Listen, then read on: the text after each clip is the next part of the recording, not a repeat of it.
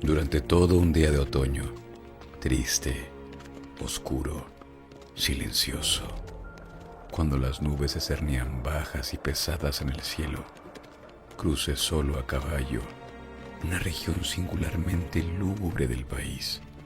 Y ahí, al acercarse las sombras de la noche, me encontré a la vista de la melancólica casa Usher.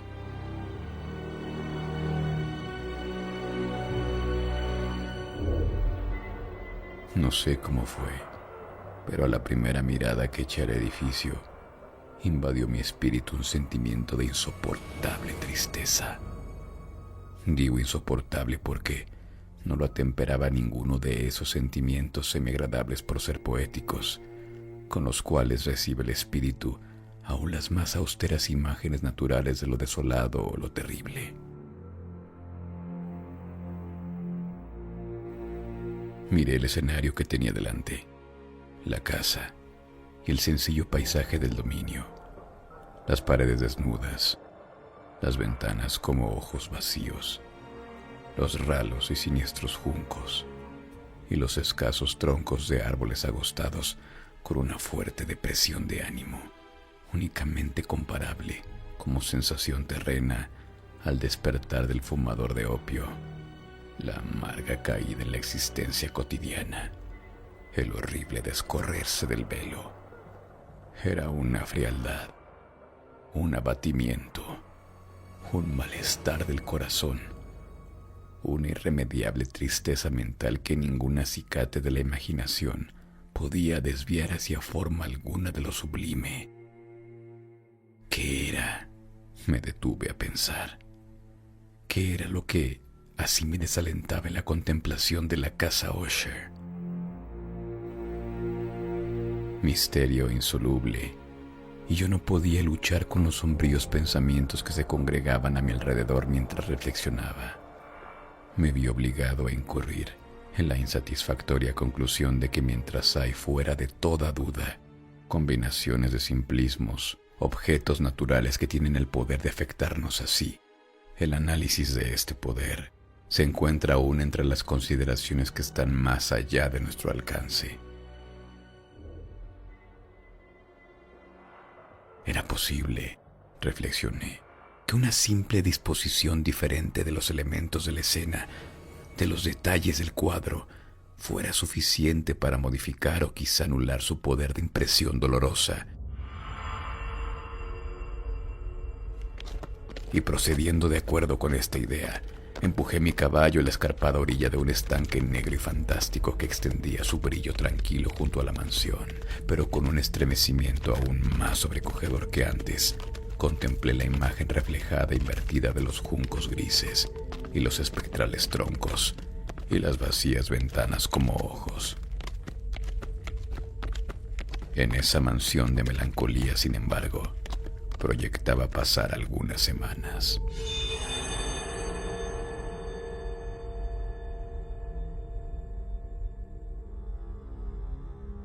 Su propietario, Roderick Usher, había sido uno de mis alegres compañeros de adolescencia, pero muchos años habían transcurrido desde nuestro último encuentro.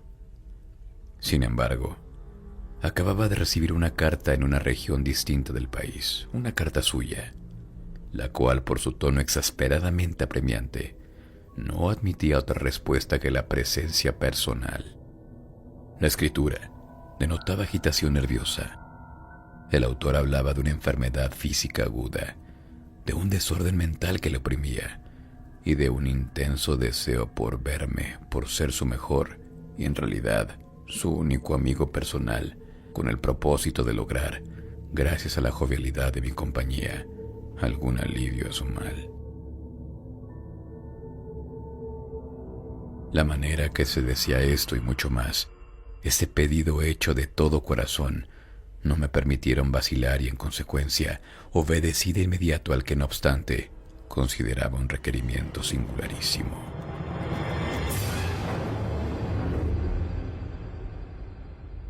Aunque de muchachos habíamos sido camaradas íntimos, en realidad poco sabía de mi amigo. Siempre se había mostrado excesivamente reservado.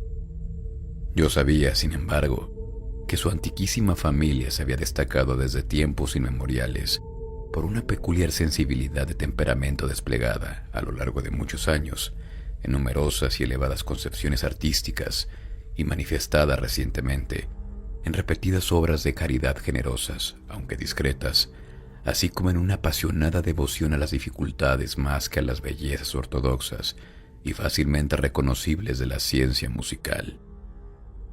Conocía también el hecho notabilísimo de que el estirpe Usher, siempre venerable, no había producido en ningún periodo una rama duradera.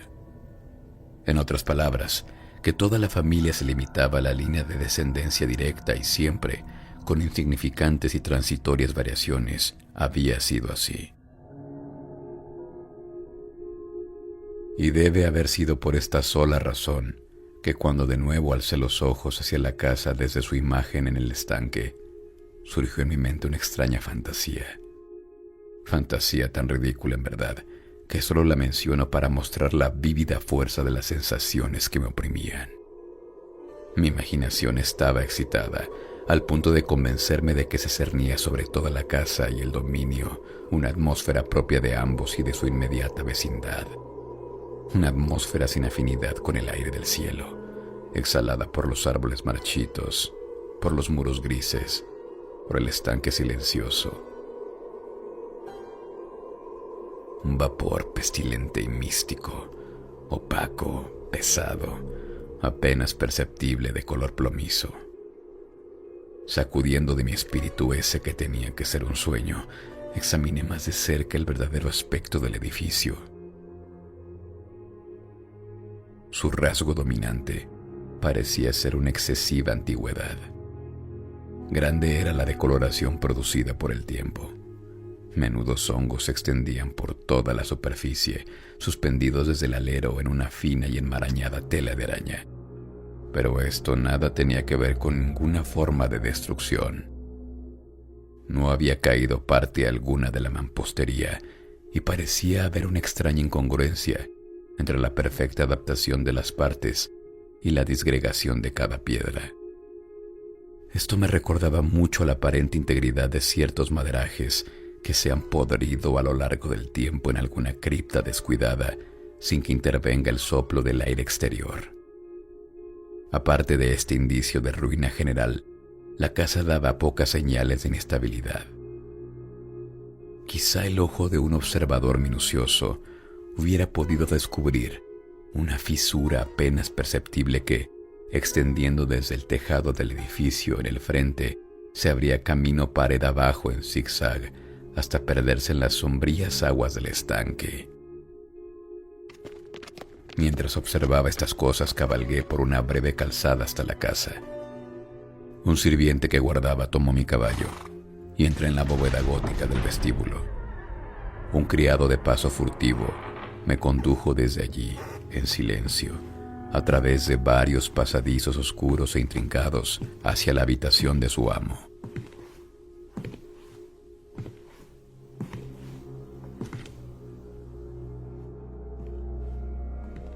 Mucho de lo que encontré en el camino contribuyó, no sé cómo, a avivar los vagos sentimientos de los cuales he hablado ya. Mientras los objetos circundantes, los relieves de los cielos rasos, los oscuros tapices de las paredes, el ébano negro de los pisos y los fantasmagóricos trofeos heráldicos que rechinaban a mi paso, eran cosas a las cuales a sus semejantes estaban acostumbrados desde la infancia.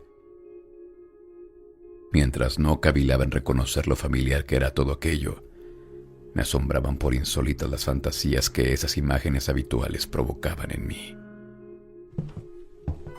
En una de las escaleras encontré al médico de la familia. La expresión de su rostro, pensé, era una mezcla de baja astucia y de perplejidad. El criado abrió entonces una puerta y me dejó en presencia de su amo. La habitación donde me hallaba era muy amplia y alta. Tenía ventanas largas, estrechas y puntiagudas, y a distancia tan grande del piso de roble negro que resultaban absolutamente inaccesibles desde dentro. Débiles fulgores de luz carmesí se abrían paso a través de los cristales enrejados y servían para diferenciar suficientemente los principales objetos. Los ojos, sin embargo, luchaban en vano para alcanzar los más remotos ángulos del aposento, a los huecos del techo abovedado y esculpido. Oscuros tapices colgaban de las paredes. El mobiliario general era profuso, incómodo, antiguo y destartalado. Había muchos libros e instrumentos musicales en desorden que no lograban dar ninguna vitalidad a la escena. Sentí que respiraba una atmósfera de dolor. Un aire de dura, profunda e irremediable melancolía lo envolvía y penetraba todo. A mi entrada, Usher se incorporó de un sofá donde estaba tendido cuán largo era y me recibió con calurosa vivacidad, que mucho tenía, pensé al principio, de cordialidad excesiva, del esfuerzo obligado del hombre de mundo en huir. Pero una mirada a su semblante me convenció de su perfecta sinceridad. Nos sentamos y durante unos instantes, mientras no hablaba, lo observé con un sentimiento en parte de compasión, en parte de espanto. Seguramente hombre alguno hasta entonces había cambiado tan terriblemente en un periodo tan breve como Roderick Usher. A duras penas pude llegar a admitir la identidad del ser exangüe que tenía ante mí con el compañero de mi adolescencia. Sin embargo, el carácter de su rostro había sido siempre notable. La tez cadavérica, los ojos grandes, líquidos, incomparablemente luminosos, los labios un tanto finos y muy pálidos, pero de una curva extraordinariamente hermosa, la nariz de delicado tipo hebreo, pero de ventanillas más abiertas de lo que es habitual en ellas, el mentón finamente moldeado, revelador en su falta de prominencia, de una falta de energía moral. Los cabellos más suaves y más tenues que la tela de una araña. Estos rasgos y el excesivo desarrollo de la región frontal constituían una fisonomía difícil de olvidar. Y ahora la simple exageración del carácter dominante de esas facciones y de su expresión habitual revelaban un cambio tan grande que dudé de la persona con quien estaba hablando.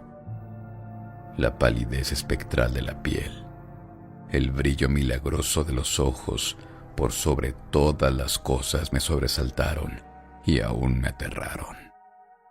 El sedoso cabello además había crecido al descuido y como su desordenada textura de telaraña flotaba más que caía alrededor de su rostro, me era imposible, aún haciendo un esfuerzo, relacionar su enmarañada apariencia con idea alguna de simple humanidad. En las maneras de mi amigo me sorprendió encontrar incoherencia, inconsistencia y pronto descubrí que era motivada por una serie de débiles y futiles intentos de vencer un azoramiento habitual, una excesiva agitación nerviosa. A decir verdad, ya estaba preparado para algo de esta naturaleza, no menos por su carta que por reminiscencias de ciertos rasgos juveniles y por las conclusiones deducidas de su peculiar conformación física y su temperamento. Sus gestos eran alternativamente vivaces y lentos. Su voz pasaba de una decisión trémula, cuando su espíritu vital parecía en completa latencia, a esa especie de concisión enérgica, esa manera de hablar abrupta, pesada, lenta, hueca, a esa pronunciación gutural, densa, equilibrada, perfectamente modulada que puede observarse en el borracho perdido o en el opiómano incorregible durante los periodos de mayor excitación. Así me habló del objeto de mi visita, de su vehemente deseo de verme, del solaz que aguardaba de mí. Abordó con cierta extensión lo que él consideraba la naturaleza de su enfermedad. Me dijo que era un mal constitucional y familiar, y desesperaba hallarle remedio. Una simple afección nerviosa. Añadió de inmediato que indudablemente pasaría pronto. Se manifestaba en una multitud de sensaciones anormales. Algunas de ellas, cuando las detalló, me interesaron y me desconcertaron, aunque sin duda tuvieron importancia los términos y el estilo general del relato. Padecía mucho de una acuidad mórbida de los sentidos. Apenas soportaba los alimentos más insípidos. No podía vestir sino ropas de cierta textura. Los perfumes de todas las flores le eran opresivos. Aún la luz más débil torturaba sus ojos, y solo pocos sonidos peculiares, y estos de instrumentos de cuerda, no le inspiraban horror. Vi que era un esclavo sometido a una suerte anormal de terror. «Moriré», dijo. «Tengo que morir de esta deplorable locura. Así, y no de otro modo me perderé. Temo los sucesos del futuro, no por sí mismos, sino por sus resultados. Me estremezco pensando en cualquier incidente, aun el más trivial, que pueda actuar sobre esta intolerable agitación. No aborrezco el peligro, como no sea por su efecto absoluto, el terror. En este desaliento, en esta lamentable condición, siento que tarde o temprano llegará el periodo en que deba abandonar vida y razón a un tiempo, en alguna lucha con el torvo fantasma, el miedo.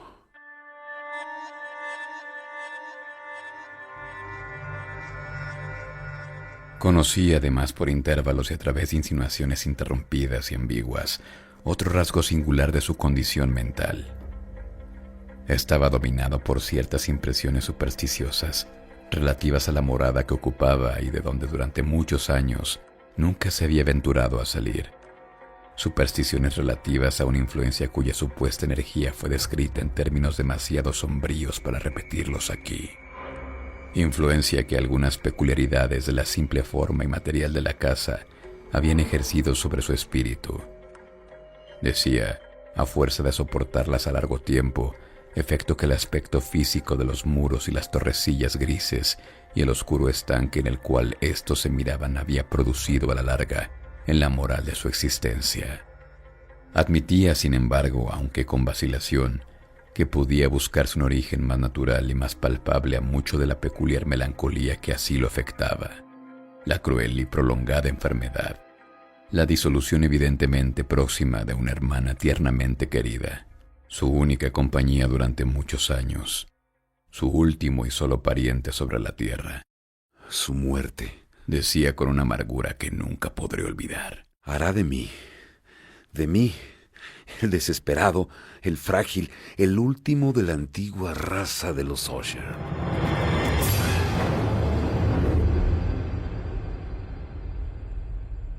Mientras hablaba, Lady Madeline, que así se llamaba, pasó lentamente por un lugar apartado del aposento y, sin notar mi presencia, desapareció. La miré con extremado asombro, no desprovisto de temor, y sin embargo me es imposible explicar estos sentimientos. Una sensación de estupor me oprimió mientras seguía con la mirada sus pasos que se alejaban. Cuando por fin una puerta se cerró tras ella, mis ojos buscaron instintiva y ansiosamente el semblante del hermano, pero éste había hundido la cara entre las manos y solo pude percibir que una palidez mayor que la habitual se extendía en los dedos desencarnados, por entre los cuales se filtraban apasionadas lágrimas. La enfermedad de Lady Madeline había burlado durante mucho tiempo la ciencia de sus médicos. Una apatía permanente, un agotamiento gradual de su persona y frecuentes aunque transitorios accesos de carácter parcialmente cataléptico eran el diagnóstico insólito. Hasta entonces había soportado con firmeza la carga de su enfermedad, negándose a guardar cama, pero al caer la tarde de mi llegada a la casa, sucumbió, como me lo dijo esa noche su hermano con inexpresable agitación, al poder aplastante del destructor, y supe que la breve visión que yo había tenido de su persona sería probablemente la última para mí, que nunca más vería a Lady Madeline, por lo menos en vida.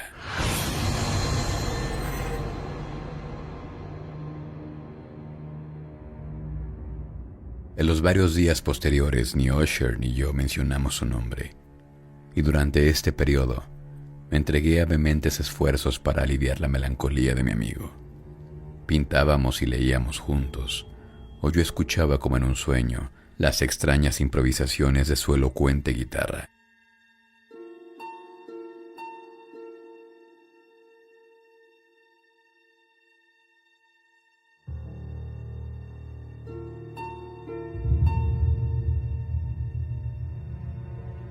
Y así, a medida que una intimidad cada vez más estrecha me introducía sin reserva en lo más recóndito de su alma, iba advirtiendo con amargura la futileza de todo intento de alegrar un espíritu cuya oscuridad, como cualidad positiva, inherente, se derramaba sobre todos los objetos del universo físico y moral en una incesante irradiación de tinieblas. Siempre tendré presente el recuerdo de las muchas horas solemnes que pasé a solas con el amo de la casa Usher. Sin embargo, fracasaría en todo intento de dar una idea sobre el exacto carácter de los estudios o las ocupaciones a los cuales me inducía o cuyo camino me mostraba.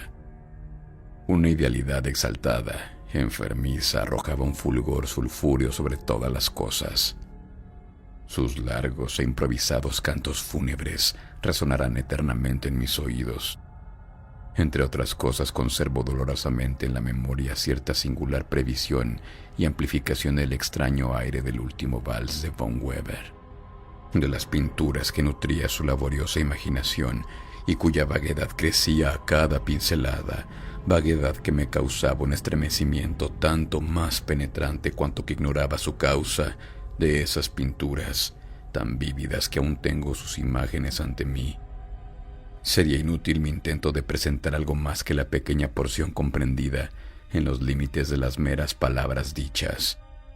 Por su extrema simplicidad, por la desnudez de sus diseños, atraían la atención y la subyugaban. Si jamás un mortal pintó una idea, ese mortal fue Roderick Usher. Para mí, al menos en las circunstancias que entonces me rodeaban, surgía de las puras abstracciones que el hipocondríaco lograba proyectar en la tela una intensidad de intolerable espanto, cuya sombra nunca he sentido, ni siquiera en la contemplación de las fantasías de Fuseli, resplandecientes por cierto, pero demasiado correctas. Una de las fantasmagóricas concepciones de mi amigo, que no participaba con tanto rigor de espíritu de abstracción, puede ser vagamente esbozada, aunque de una manera indecisa, débil en palabras.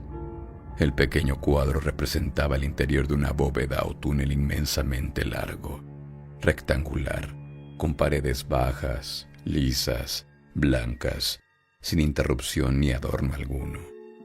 Ciertos elementos accesorios del diseño servían para dar la idea de que esa excavación se hallaba a mucha profundidad bajo la superficie de la tierra. No se observaba ninguna saliencia en toda la vasta extensión, ni se discernía una antorcha o cualquier otra fuente artificial de luz. Sin embargo, flotaba por todo el espacio una ola de intensos rayos que bañaban el conjunto con un esplendor inadecuado y espectral. He hablado ya de este estado mórbido del nervio auditivo que hacía intolerable al paciente toda música, con excepción de ciertos efectos de instrumentos de cuerda.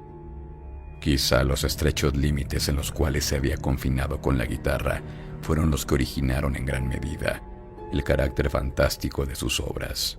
Pero no es posible explicar de la misma manera la fogosa facilidad de sus impromptus. Debían ser, y lo eran, tanto las notas como las palabras de sus extrañas fantasías, pues no pocas veces se acompañaba con improvisaciones verbales rimadas. Debían ser los resultados de ese intenso recogimiento y concentración mental a los cuales he aludido antes y que eran observables solo en ciertos momentos de la alta excitación mental. Recuerdo fácilmente las palabras de una de esas rapsodias.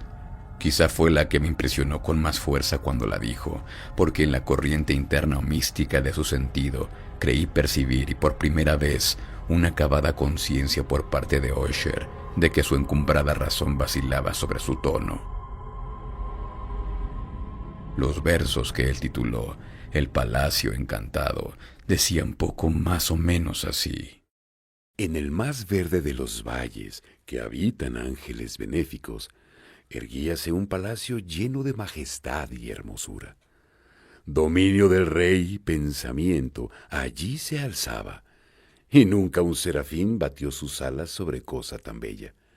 Amarillos pendones sobre el techo flotaban, áureos y gloriosos. Todo esto fue hace mucho, en los más viejos tiempos. Y con la brisa que jugaba en tan gozosos días, por las almenas se expandía una fragancia alada.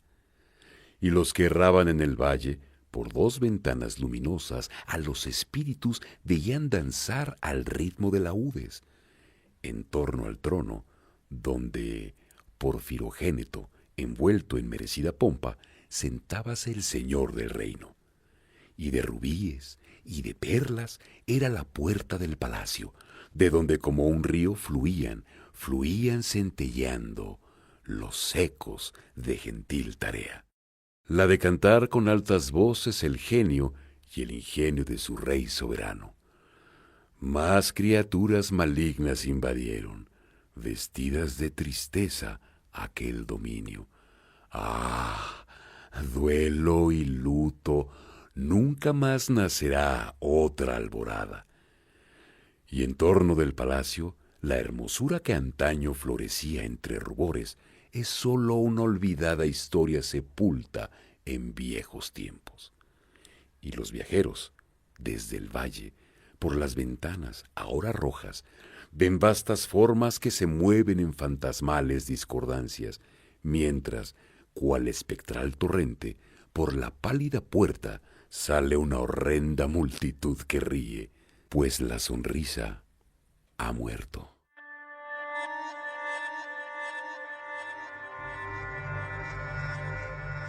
Recuerdo bien que las sugestiones nacidas de esta balada los lanzaron a una corriente de pensamientos donde se manifestó una opinión de Osher que mencionó, no por su novedad, pues otros hombres han pensado así, sino para explicar la obstinación con que la defendió. En líneas generales afirmaba la sensibilidad de todos los seres vegetales, pero en su desordenada fantasía, la idea había asumido un carácter más audaz e invadía bajo ciertas condiciones el reino de lo inorgánico. Me faltan palabras para expresar todo el alcance o el vehemente abandono de su persuasión. La creencia, sin embargo, se vinculaba, como ya lo he insinuado, con las piedras grises de la casa de sus antepasados. Las condiciones de la sensibilidad habían sido satisfechas, imaginaba él, por el método de colocación de esas piedras, por el orden en que estaban dispuestas, así como por los numerosos hongos que las cubrían y los marchitos árboles circundantes, pero sobre todo por la prolongación inmodificada de este orden y su duplicación en las quietas aguas del estanque. Su evidencia, la evidencia de esa sensibilidad, podía comprobarse, dijo, y al oírlo me estremecí, en la gradual pero segura condensación de una atmósfera propia en torno a las aguas y a los muros. El resultado era discernible, añadió, en esa silenciosa, más inoportuna y terrible influencia que durante siglos había moldeado los destinos de la familia, haciendo de él eso que ahora estaba yo viendo, eso que él era. Tales opiniones no necesitaban comentario y no haré ninguno. Nuestros libros, los libros que durante años constituyeran no pequeña parte de la existencia intelectual del enfermo, estaban, como puede suponerse, en estricto acuerdo con este carácter espectral, pero encontraba su principal deleite en la lectura cuidadosa de un rarísimo y curioso libro gótico, el manual de una iglesia olvidada, Las Vigilae Mortuorum Quorum Ecclesiae Magnitiae. No podía dejar de pensar en el extraño ritual de esa obra y en su probable influencia en el hipocondriaco, cuando una noche, tras informarme bruscamente que Lady Madeline había dejado de existir, declaró su intención de preservar su cuerpo durante 15 días antes de su inhumación definitiva en una de las numerosas criptas del edificio.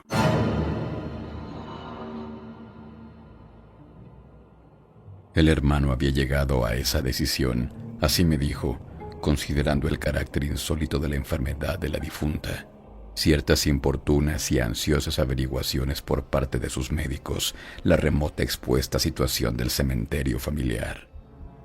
No he de negar que, Cuando equivoqué el siniestro aspecto de la persona con quien me cruzara la escalera el día de mi llegada a la casa, no tuve deseo de oponerme a lo que consideré una precaución inofensiva y en modo alguno extraña.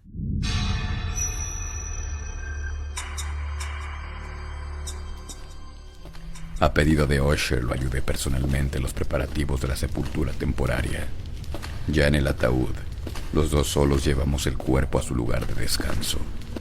La cripta donde lo depositamos por tanto tiempo clausurada que las antorchas casi se apagaron en su atmósfera opresiva, dándonos poca oportunidad para examinarla, era pequeña, húmeda y desprovista de toda fuente de luz. Estaba a gran profundidad, justamente bajo la parte de la casa que ocupaba mi dormitorio. Evidentemente había desempeñado en remotos tiempos feudales el siniestro oficio de mazmorra, y en los últimos tiempos el de depósito de pólvora o alguna otra sustancia combustible, pues una parte del piso y todo el interior del largo pasillo abovedado que nos llevara hasta allí estaban cuidadosamente revestidos de cobre. La puerta de hierro macizo tiene una protección semejante. Su inmenso peso al moverse sobre los goznes producía un chirrido agudo, insólito.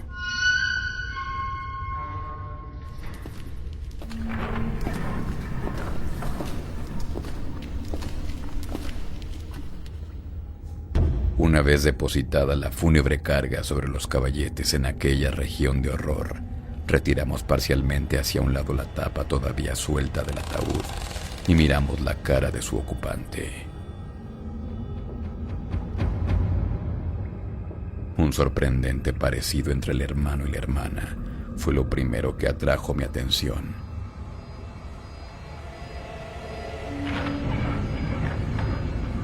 Y Usher, adivinando quizá mis pensamientos, murmuró algunas palabras por las cuales supe que la muerta y él eran mellizos y que entre ambos había existido siempre simpatías casi inexplicables.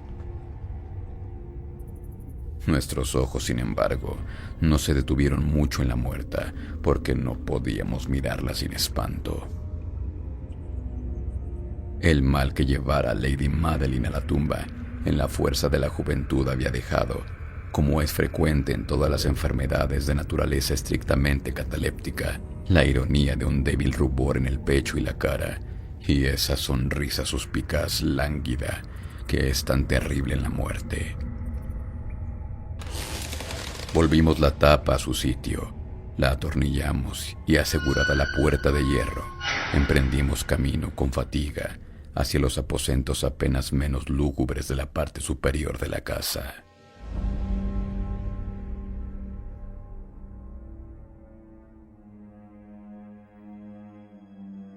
Y entonces, transcurridos algunos días de amarga pena, sobrevino un cambio visible en las características del desorden mental de mi amigo.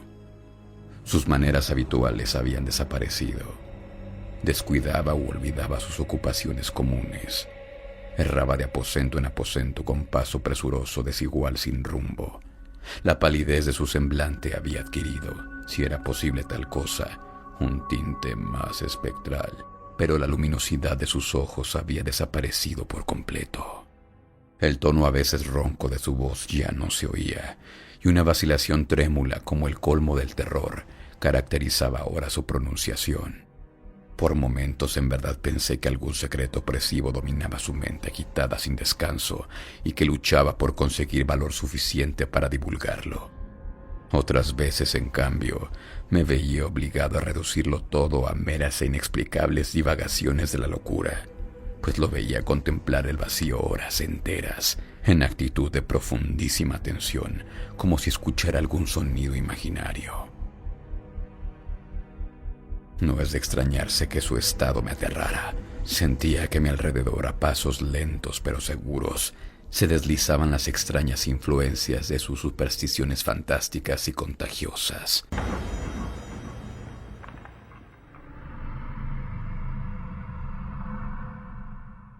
Al retirarme a mi dormitorio la noche del 7º u 8º día después de que Lady Madeline fuera depositada en la mazmorra, y siendo ya muy tarde, experimenté de manera especial y con toda fuerza esos sentimientos.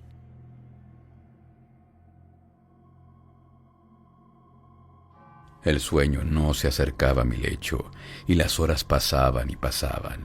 Luché por racionalizar la nerviosidad que me dominaba. Traté de convencerme de que mucho, si no todo lo que sentía, era causado por la desconcertante influencia del lúgubre mobiliario de la habitación, de los tapices oscuros y raídos que, atormentados por el soplo de una tempestad incipiente, se balanceaban espasmódicos de aquí para allá sobre los muros y crujían desagradablemente alrededor de los adornos del lecho. Pero mis esfuerzos eran infructuosos. Un temblor incontenible fue invadiendo gradualmente mi cuerpo. Y al fin se instaló sobre mi propio corazón el peso de una alarma por completo inmotivada. Jadeando, luchando, me incorporé sobre las almohadas y mientras miraba ansiosamente la inmensa oscuridad del aposento, presté atención. Ignoro por qué, salvo que me impulsó una fuerza instintiva a ciertos sonidos ahogados indefinidos que llegaban en las pausas de la tormenta con largos intervalos, no sé de dónde. Dominado por un intenso sentimiento de horror, inexplicable pero insoportable, me vestí a prisa, pues sabía que no iba a dormir más durante la noche, e intenté salir de la lamentable condición en la que había caído, recorriendo rápidamente la habitación de un extremo al otro. Había dado pocas vueltas, cuando un ligero paso en la escalera contigua atrajo mi atención. Reconocí entonces el paso de Usher. Un instante después llamaba con un toque suave en la puerta y entraba con una lámpara. Su semblante tenía como de costumbre una palidez cadavérica, pero además había en sus ojos una especie de loca hilaridad, una histeria evidentemente reprimida en toda su actitud. Su aire me espantó, pero todo era preferible a la soledad que había soportado tanto tiempo, y hasta acogí su presencia con alivio. ¿No lo has visto?, dijo bruscamente después de echar una mirada a su alrededor, en silencio. Pues aguarda, lo verás. Y diciendo esto protegió cuidadosamente la lámpara. Se precipitó a una de las ventanas y la abrió de par en par a la tormenta. La ráfaga entró con furia tan impetuosa que estuvo a punto de levantarnos del suelo. Era en verdad una noche tempestuosa, pero de una belleza severa, extrañamente singular en su terror y en su hermosura. Al parecer un torbellino desplegaba toda su fuerza en nuestra vecindad, pues había fuertes y violentos cambios en la dirección del viento y la excesiva densidad de las nubes, tan bajas que oprimían casi las torrecillas de la casa, no nos impedía advertir la viviente vivacidad con que acudían de todos los puntos, mezclándose unas con otras sin alejarse. Digo que aún en su excesiva densidad no nos impedía advertirlo, y sin embargo, no nos llegaba ni un atisbo de la luna o de las estrellas, no se veía el brillo de un relámpago. Pero las superficies inferiores de las grandes masas de agitado vapor, así como todos los objetos terrestres que nos rodeaban, resplandecían en luz extranatural de una exhalación gaseosa, apenas luminosa y claramente visible, que se cernía sobre la casa y la amortajaba. ¡No debes mirar eso!, dije estremeciéndome mientras con suave violencia apartaba a Usher de la ventana para conducirlo a un asiento. Esos espectáculos que te confunden son simples fenómenos eléctricos, nada extraños, o quizá tengan su horrible origen en el miasma corrupto del estanque. Ven, cerremos esta ventana, el aire está frío y es peligroso para tu salud. Aquí tienes una de tus novelas favoritas. Yo leeré y me escucharás, y así pasaremos juntos esta noche terrible. El antiguo volumen que había tomado era Mad Trist, de Sir Launcelot Canning, pero lo había calificado de favorito de Usher, más por triste broma que en serio, pues poco había de su prolijidad tosca, sin imaginación, que pudiera interesar a la elevada e ideal espiritualidad de mi amigo. pero era el único libro que tenía en la mano, y alimenté la vaga esperanza de que la excitación que en ese momento agitaba al hipocondríaco pudiera hallar alivio, pues la historia de los trastornos mentales está llena de anomalías semejantes, aún en la exageración de la locura que yo iba a leerle. De haber juzgado, a decir verdad, por la extraña y tensa vivacidad con que escuchaba o parecía escuchar las palabras de la historia, me hubiera felicitado por el éxito de mi idea. Había llegado a esa parte bien conocida de la historia en que Ethelred, el héroe de Trist, después de sus vanos intentos de introducirse por las buenas en la morada del eremita, procede a entrar por la fuerza. Aquí se recordará, las palabras del relator son las siguientes. Y Ethelred era por naturaleza un corazón valeroso y fortalecido. Además, gracias al poder del vino que había bebido, no aguardó el momento de parlamentar con el eremita, quien en realidad era de índole obstinada y maligna. Mas sintiendo la lluvia sobre sus hombros y temiendo el estallido de la tempestad, alzó resueltamente su maza y a golpes abrió un rápido camino en tablas de la puerta para su mano con guantelete, y tirando con fuerza hacia sí, rajó, rompió, lo destrozó, en tal forma que el ruido de la madera seca y hueca retumbó en el bosque y lo llenó de alarma. Al terminar esa frase me sobresalté por un momento y me detuve, pues me pareció, aunque enseguida concluí que mi excitada imaginación me había engañado, me pareció que de alguna remotísima parte de la mansión llegaba confusamente a mis oídos algo que podía ser, por su exacta similitud, el eco, aunque sofocado y sordo por cierto, del mismo ruido de rotura, de destrozo que Sir Lancelot había descrito con tanto detalle. Fue sin duda alguna la coincidencia lo que atrajo mi atención, pues entre el crujir de los bastidores de las ventanas y los mezclados ruidos habituales de la tormenta creciente, el sonido en sí mismo nada tenía, a buen seguro, que pudiera interesarme o distraerme. Continuó el relato. Pero el buen campeón Ethelred pasó la puerta y quedó muy furioso y sorprendido al no percibir señales del maligno eremita y encontrar en cambio un dragón prodigioso, cubierto de escamas, con lengua de fuego, sentado en guardia delante de un palacio de oro con piso de plata, y del muro colgaba un escudo de bronce reluciente con esta leyenda: quien entre aquí conquistador será, quien mate al dragón el escudo ganará. Y Ethelred levantó su maza y golpeó la cabeza del dragón, que cayó a sus pies, y lanzó su apestado aliento con rugido tan hórrido y bronco, y además tan penetrante, que Ethelred se tapó de buena gana los oídos con las manos para no escuchar el horrible ruido, tal como jamás se había oído hasta entonces.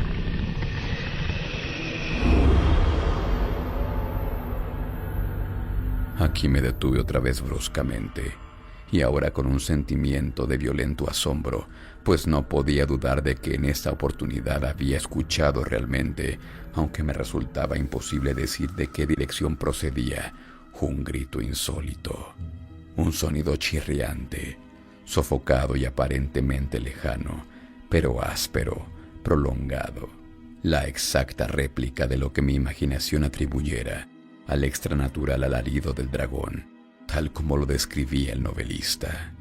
Oprimido, como por cierto lo estaba desde la segunda y más extraordinaria coincidencia, por 1000 sensaciones contradictorias, en las cuales predominaban el asombro y un extremado terror, conservé sin embargo suficiente paciencia de ánimo para no excitar con ninguna observación la sensibilidad nerviosa de mi compañero.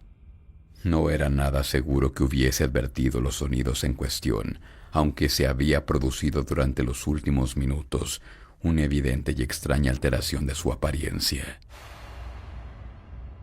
Desde su posición frente a mí, había hecho girar gradualmente su silla, de modo que estaba sentado mirando hacia la puerta de la habitación, y así solo en parte podía ver yo sus facciones, aunque percibía sus labios temblorosos, como si murmuraran algo inaudible.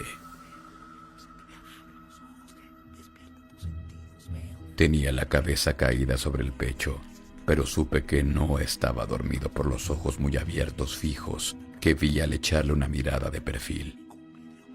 El movimiento del cuerpo contradecía también esta idea, pues se mecía de un lado a otro con un balanceo suave pero constante y uniforme.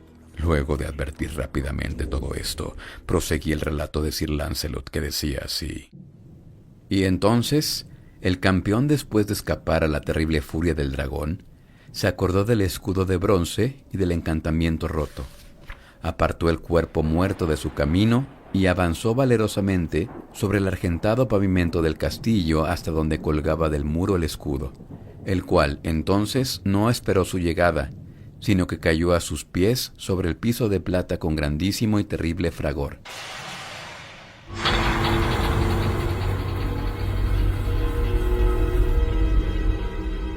Apenas habían salido de mis labios estas palabras, cuando, como si realmente un escudo de bronce en ese momento hubiera caído con todo su peso sobre un pavimento de plata, percibí un eco claro, profundo, metálico y resonante, aunque en apariencia sofocado.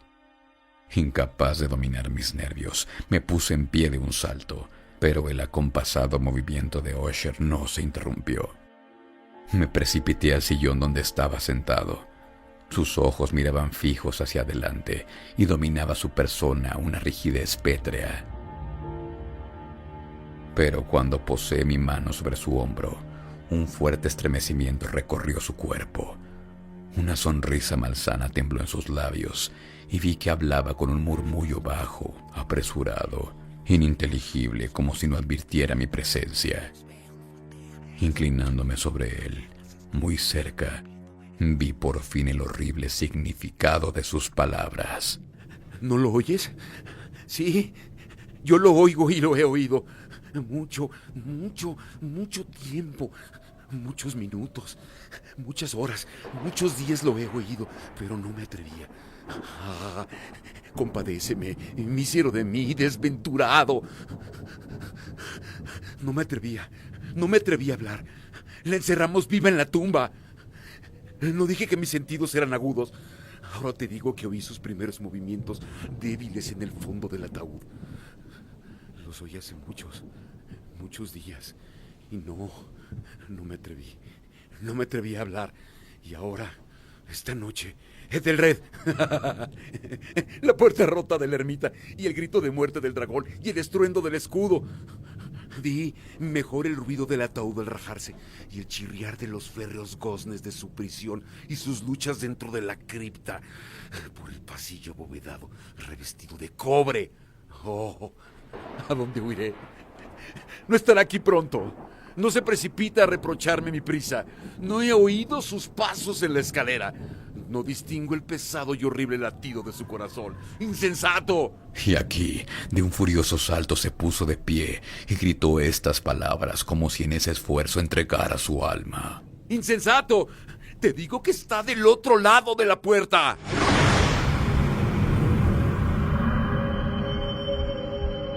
Y aquí, de un furioso salto, se puso de pie y gritó estas palabras como si en ese esfuerzo entregara su alma. Como si la sobrehumana energía de su voz tuviera la fuerza de un sortilegio, los enormes y antiguos batientes que Usher señalaba abrieron lentamente en ese momento sus pesadas mandíbulas de ébano. Era obra de la violenta ráfaga, pero allí, del otro lado de la puerta, estaba la alta y amortajada figura de Lady Madeleine Usher. Había sangre en sus ropas blancas y huellas de acerba lucha en cada parte de su desencarnada persona. Por un momento permaneció temblorosa, tambaleándose en el umbral. Luego, con un lamento sofocado, cayó pesadamente hacia adentro sobre el cuerpo de su hermano y en una violenta agonía final lo arrastró al suelo, muerto, víctima de los terrores que había anticipado.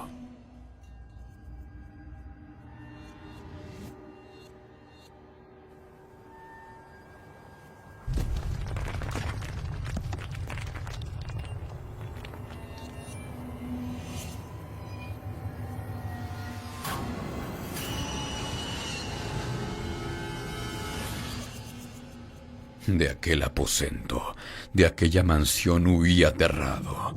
Afuera seguía la tormenta en toda su ira cuando me encontré cruzando la vieja avenida. De pronto surgió en el sendero una luz extraña y me volví para ver de dónde podía salir fulgor tan insólito, pues la vasta casa y sus sombras quedaban solas a mis espaldas.